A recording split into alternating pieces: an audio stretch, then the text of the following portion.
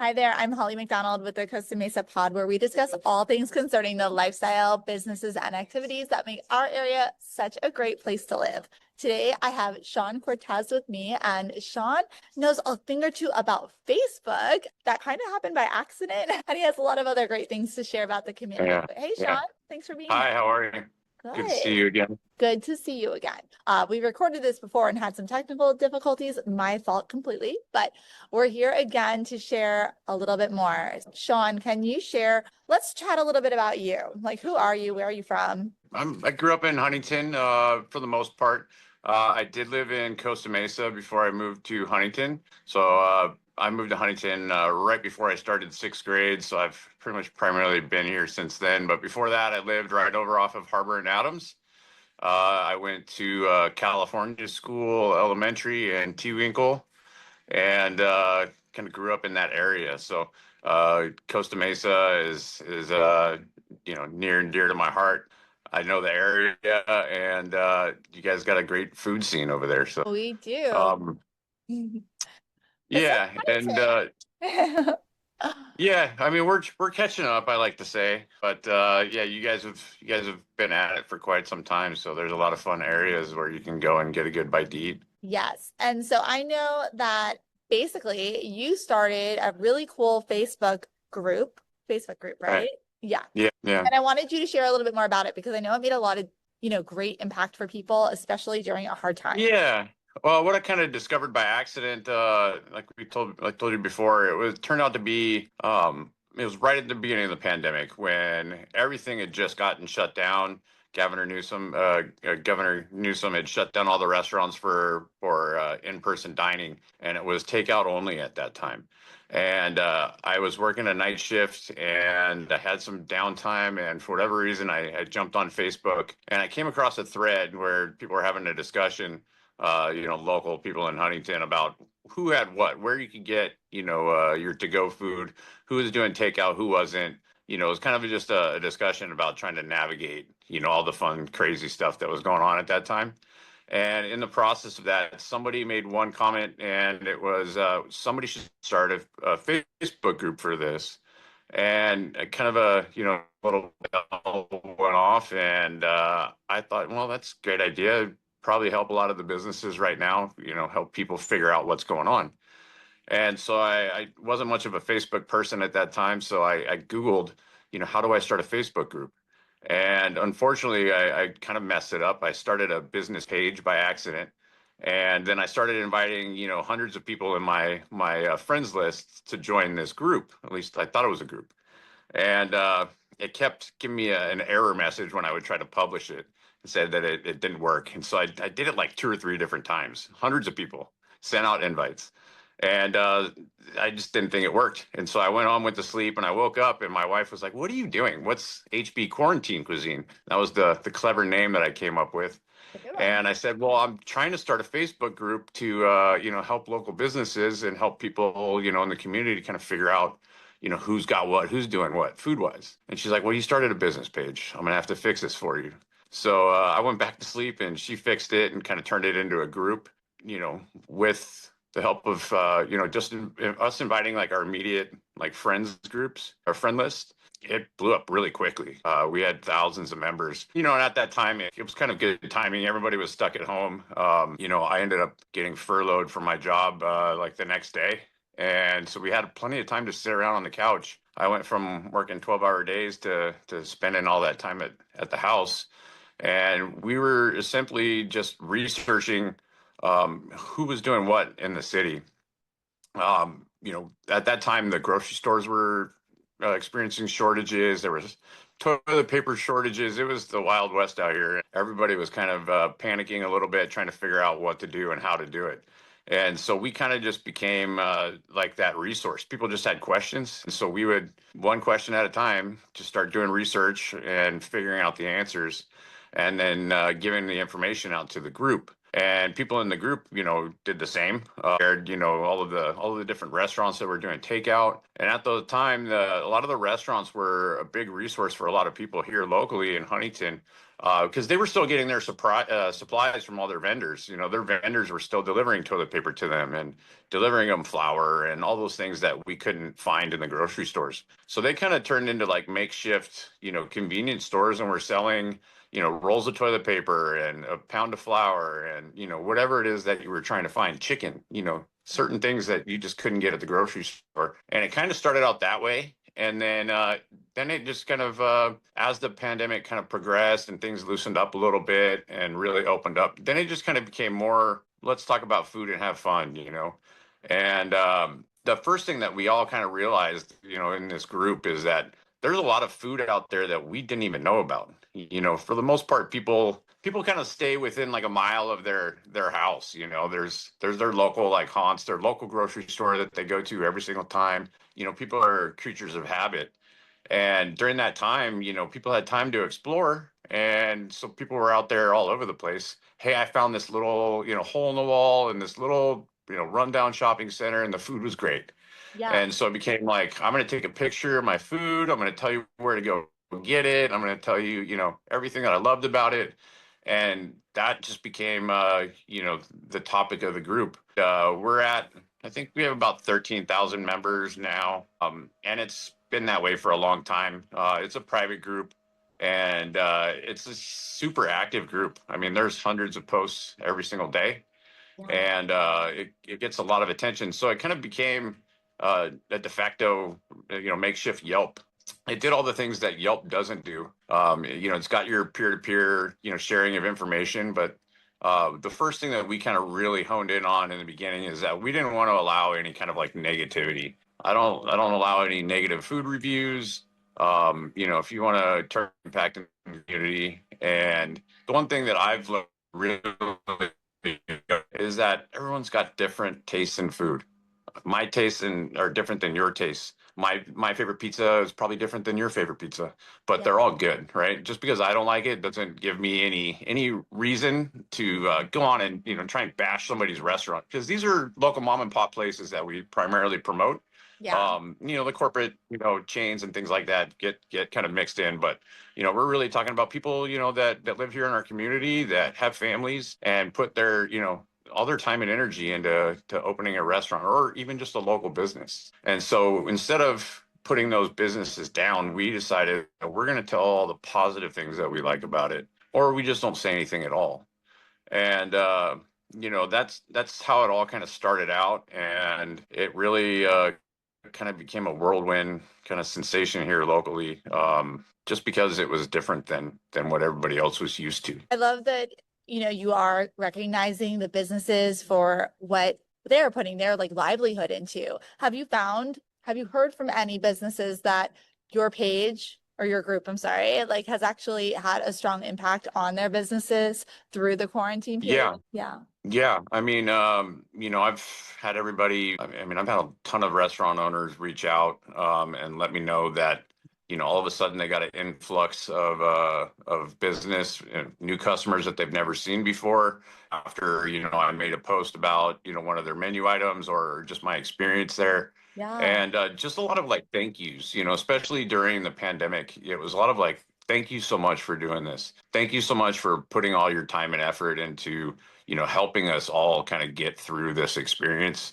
And, not everybody made it through.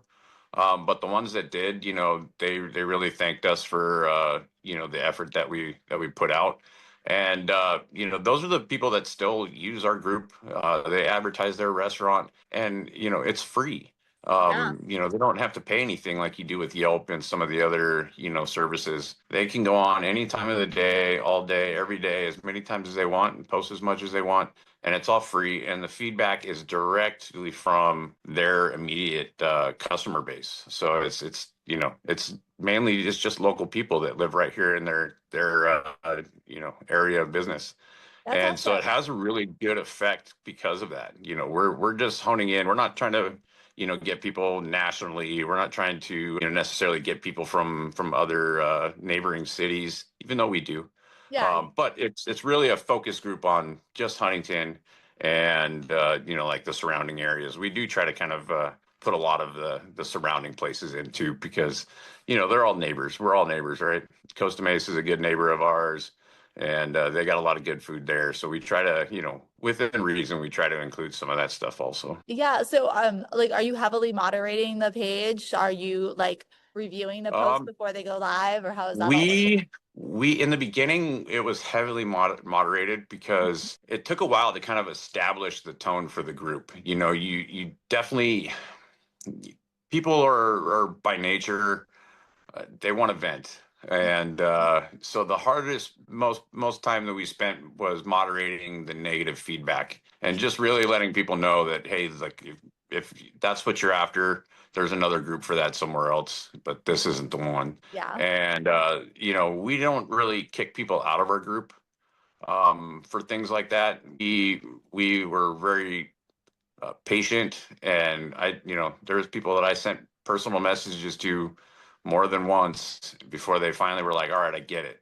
And once the tone was kind of established, the people in the group, the group members themselves, did a lot of the moderation for us. Yeah. As soon as somebody would kind of jump up and try to start bashing something, the people would jump in their comments on their post and basically like, hey, that's not what we do here. You should take this post down. And they kind of got negative feedback on their negative feedback from the other group members to kind of really let them know, hey, that's not what we do here.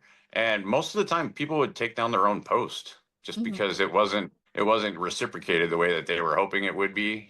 People kind of they want to bitch, and then they want to get that pity party response that, we all agree with you. And The bandwagon. it was the opposite. So, it kind of started to moderate itself, but it was a lot of work in the beginning. I mean, Yeah. months before we really kind of got that tone established. And but we're going on years now, and now I do very little moderation. Every once in a while, somebody will report a post just because it kind of doesn't make sense to the Mhm. content of the group. It's kind of a spam post. Yeah.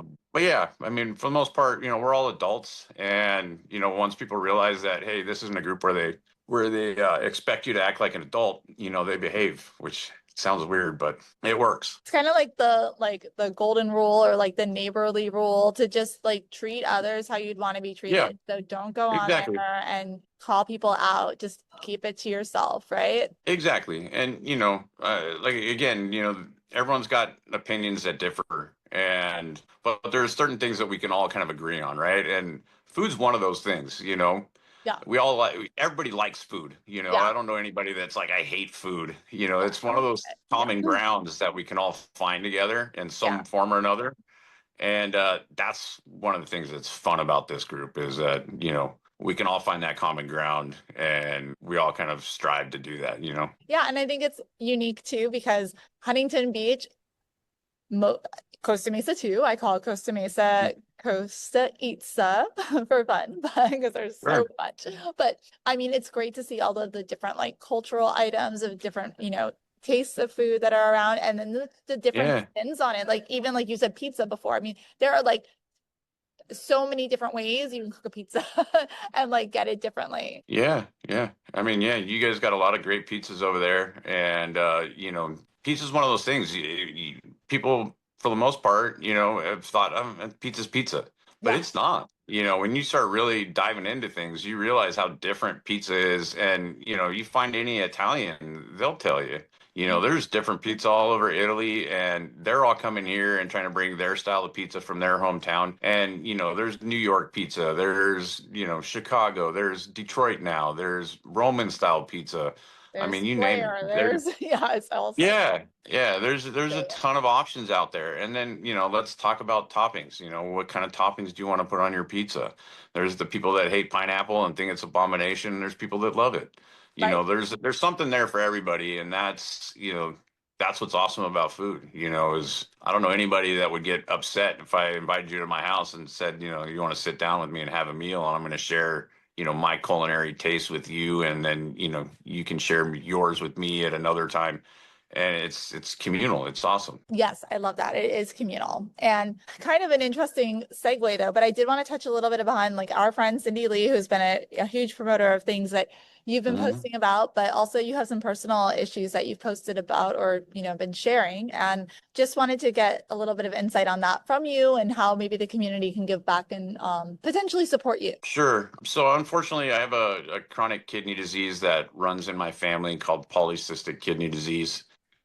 It affects both my kidneys. And for a long time, I was doing okay, and they were just monitoring things while, my kidneys kind of slowly got worse. But recently, my kidneys have gotten to the point where I've had to start dialysis, and I've had to start looking for a kidney donor for a transplant. So for about the last year, I've been on dialysis. I do dialysis for 8 hours every night while I sleep. I do a form of dialysis called peritoneal dialysis. And in the process, I'm looking for a kidney donor. And Cindy Lee was somebody who I had met through the community through doing, all these Facebook type activities. And when I kind of put the call out to the community for some help, she was one of the first people to kind of jump in line and start the testing process. And she made it pretty much all the way through into the final meeting, where my transplant team was basically, it was the final meeting to sit down and discuss whether they were going to proceed with the surgery and do a transplant or not. And for whatever reason, they decided there was just a little bit of a risk with her, and they disqualified her kind of at the final hour, which was a pretty tough blow. I think for her and for me, she was pretty gung ho on helping me out. And I was really hoping that I was going to have to be done with this nightmare and be able to kind of move on with my life. But unfortunately, that didn't work out, and we're kind of back to the drawing board again, trying to find somebody who can donate a kidney to me. And there's a few options. So my transplant team is through UCI in Irvine, and there's a great program that they have going where there's a voucher program, and then there's the direct donor program. So, say for someone like yourself, if you want to go through the testing, the testing's lengthy. They dot every I and cross every T to make sure that you're healthy and able to provide a healthy kidney and not have any potential complications with the surgery. Good thing is it's a relatively safe surgery. I mean, there's less than 1% chance of complications. But the way it works is that if you want to be a direct donor, you go in, you start with a blood test, and they kind of go from there, and then they start to focus in on some more specialized testing. And then if you make it all the way through the end and you decide that you want to go through and you want to donate a kidney to me, then we do it's 1 day quick surgery, and then there's about a 2 week recovery or so. But for instance, if you go through all the testing and you're not a direct match, but you still want to donate a kidney, you're actually able to donate a kidney on my behalf through what they call a voucher program. So they'll take your kidney and give it to somebody else who also has a voucher, a person that isn't a direct match to them. And they basically kind of swap the kidneys. Yeah. So your kidney would go to somebody else on my behalf, and then I get a voucher based on your donation. And then what that voucher does, from what my transplant team tells me, is that it basically puts me right to the front of the line. And with the voucher, they say I can get a kidney within like 3 to 6 months. And the other great thing is that, for any of you guys that are thinking about donation, whether it's to somebody that you know or even just somebody that you don't know, you decide that you want to give something back to whoever, they have a great program to where if you ever need a kidney in your lifetime, your remaining kidney has an issue for whatever reason, something happens, they give you what they call a kidney for life. So you give a kidney, you get a kidney for life. And if you ever have any issues with your remaining kidney, you go right to the front of the list. They find you a kidney immediately. There's no waiting. So it's pretty awesome. I mean, it makes it really uh, as easy as possible for someone to be selfless and kind of donate a kidney. And you can live a fully functional life with one kidney. Most people that you talk to don't even know the difference. It doesn't really matter your age. Even if you think you're not healthy, your kidneys probably are. if you're peeing every night and peeing regularly, your kidneys are probably working just fine. But donation is one of those things that with kidneys, you've got two of them. So it's one of the organs that you can really kind of give one and still be good. But you're able to prolong somebody else's life like mine. Yeah. And for somebody to go through that, I mean, for me, it means the world. I've got a 7-year-old daughter, and she's about as cute as you can possibly imagine. And her name's Charlie. And then I have a 17-year-old son named Logan. And the hardest part for me every day is every day I wake up and I face the fact that I'm slowly dying and I don't know how much time I have left. And my goal is to make every potential memory that I can with my kids while I can, while I'm still healthy, while I'm able to. And that way, that they don't forget me, and a kidney from somebody who's willing to donate can end that nightmare.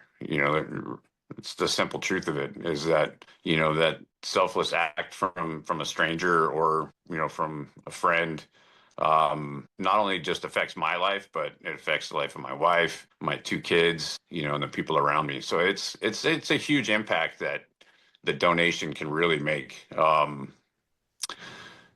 Beyond just me. I mean, it affects a lot of people if you're healthy and you're willing to do it. Yeah, it's So definitely the gift of life. And, I think it is great for people to know that they can give back. And even if they're not a direct match with you, they could potentially help somebody else. It could also help push you to the front of the line. And you're such a big yeah, proponent of community. And so if the community can kind of come around you now and help lift you up and support you, that would be amazing. yeah. Unfortunately, California is a little bit rough. We have such a highly populated state that there's a lot of people on the list, waiting for a kidney. And the kidney list right now in California it's like a 7 to 10 year wait, Mm. and that's pretty daunting. For a couple of different reasons. I mean, in the meantime, I can survive on dialysis, but your kidneys still get worse and worse and worse, even with dialysis. And as your kidneys fail, other systems in your body can start to be affected also, which can cause other problems. You know, you just eventually you're going to get sick, to where things are going to get bad. And time's not on your side, unfortunately. And so the voucher program is actually a really great way, to help. I mean, more than a direct match. Everybody wants to donate to somebody that they know or a family member, somebody that they have a personal connection with. Yeah. But most of us, can't wait that long. And so if you're willing and you're able, the voucher program is it's the number one way to go to help somebody. I can't stress that enough. I mean, whether it's me or somebody else, Yeah. there's so many people out there that you can give the gift of life to that are complete strangers that, will thank you for the rest of their lives and be forever grateful, for the sacrifice that, you would make by donating. Well, Shawn, thank you so much for sharing your story and just like your gift of wanting to help people, whether it was through the quarantine cuisine or through just educating people about different options for how they can help and support people, and which will hopefully, I'm sure it will come back around to support you and your family well in Yeah, the future. So if anybody has any questions, I'll make sure to include your contact information too, so they can reach out about that and be directed to the right place. perfect. Thank you so much for your time. I appreciate it. Thank you, Shawn. So good to do this interview with you again. Yeah, of Thank course. you. Bye. All right, bye, Ollie.